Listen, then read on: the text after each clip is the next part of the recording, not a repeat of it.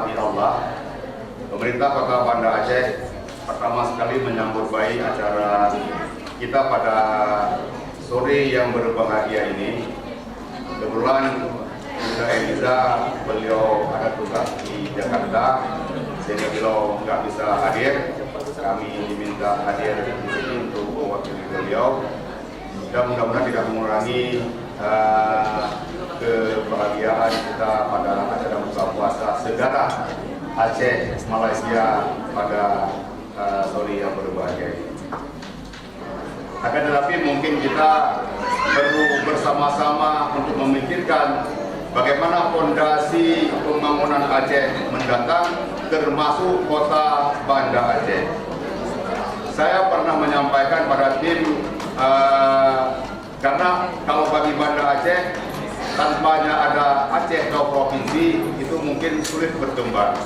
Jadi harus sinergi antara kota-kota yang ada dan kabupaten kota yang ada di Aceh bersama provinsi untuk memajukan Aceh ke depan. Salah satu mungkin yang menjadi pemikiran kita, mungkin ada hubungannya dengan apa acara kita pada sore yang berbahagia ini.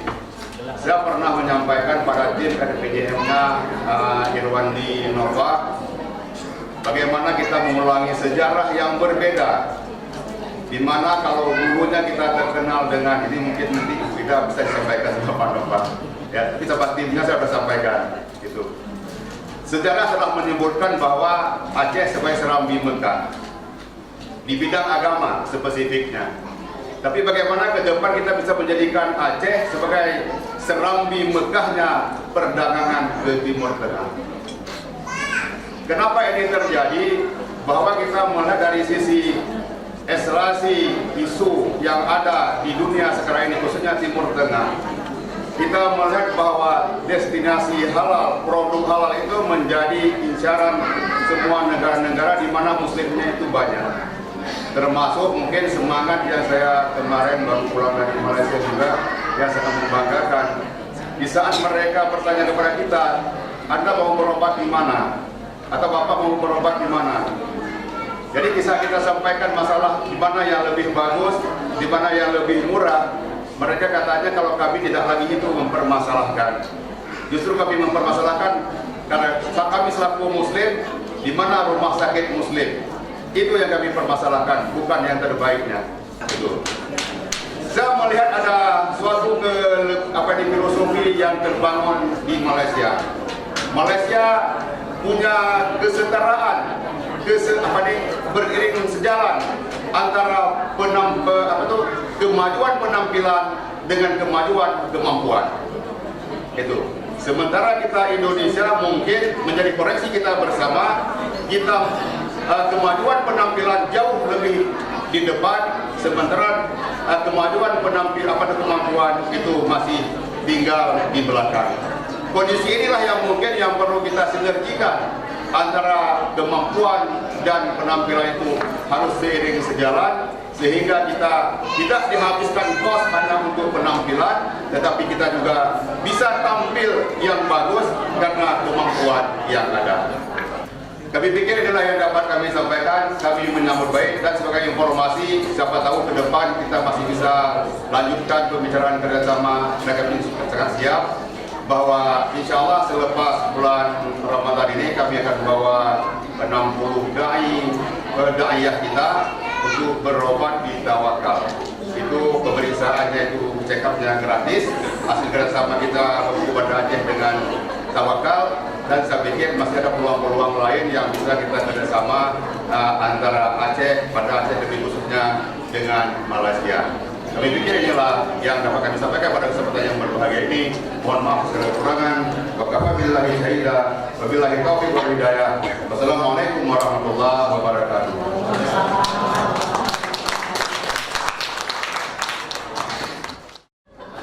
Bismillahirrahmanirrahim. Alhamdulillah rabbil alamin. Wassalatu wassalamu ala asyrafil anbiya wal mursalin wa ala alihi washabbihi ajmain. Saudari muslimin yang berbahagia, Timbalan Datuk Banda, di sana dipanggil Datuk Banda, ya, Bapak Naila Arif sama, dan bersama dengan Ibu Ida, iaitu begitu juga sebagai wakil kepada Gabno yang terpilih, dan tak lupa kepada anak muda saya dua orang ini, Bapak Dedi, semua kenal Bapak Dedi ya, Ketua Yayasan dan juga kekasihnya ya. Dia cakap ini romantis. Ibu Marmiati, iaitu Profesor Ejam ya, dan seterusnya kepada Bapak Wahab yang seorang usahawan yang berjaya di Malaysia, dan kepada Ibu Ibu Mania. Ini apa kalau di sana tu parlimen lah ya. Begitu juga kepada semua ibu-ibu daripada Ukawapi ya, yang melawat Kedah dan juga Perlis. Saya masih ingat semua lagi masih remaja semua.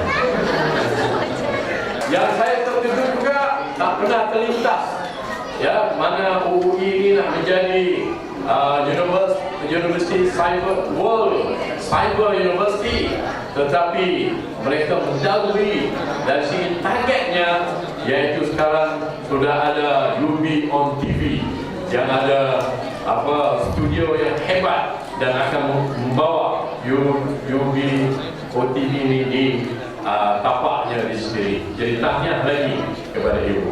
Dan bukan itu saja. Saya memperkenalkan Ibu Marmiati dengan Bapak Dedi ini dengan apa yang saya ada.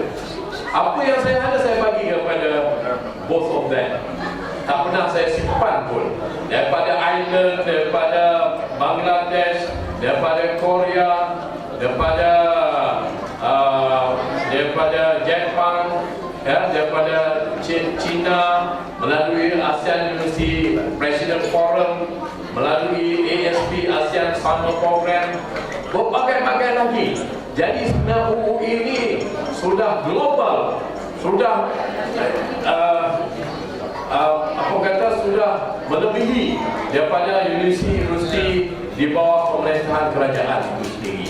Timbalannya sampai saat ini, dan kepada Ibu Ida, saya percayalah 5 tahun ini bergegar ya, Aceh ini menjadi negara yang terhebat di Indonesia dan di seluruh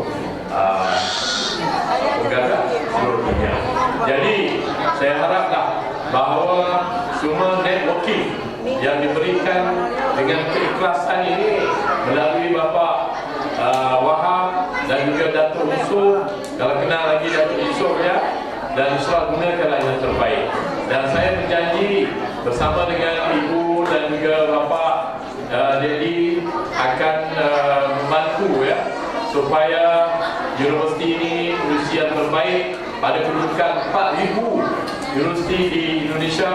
Sekarang rankingnya sudah menduduki kedudukan 130 bagi kedudukan yang buruk, hasil daripada penghasilan Scopus, iaitu lebih daripada 50 kertas kerja bertaraf dunia yang telah dihasilkan oleh UUI. Dan Ibu proaktif menjalankan berbagai seminar, bengkel, sains dan teknologi, apa saja yang disarankan dibuatnya, dan sekarang sudah boleh bergerak sendiri.